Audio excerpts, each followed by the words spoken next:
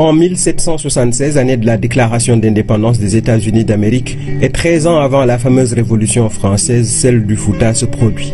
Thierno Souleymane Baal défie l'ordre des Nianké incontesté et met un point final à la longue et pénible hégémonie de cette dynastie, ancrée dans ses pratiques animistes.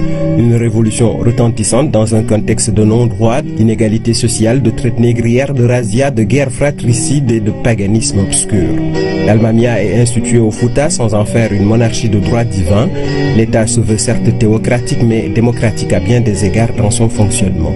L'enrichissement illicite, celui de l'Almamia en premier, est sévèrement puni. Le cas échéant, il est destitué et ses biens mal acquis confisqués. Les mandats ne sont pas illimités, l'esclavage, le système de caste banni et les privilèges de naissance abolis.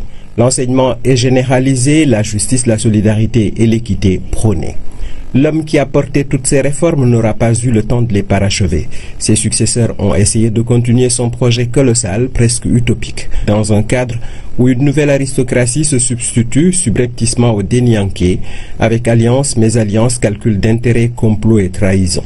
Thierno Souleymane Baal était un homme en avance sur son temps, mais plutôt absent des manuels d'histoire. Qu'elle soit glorieuse ou hideuse, l'histoire doit être recherchée puis enseignée. Ce faisant, elle nourrit le présent et éclaire l'avenir.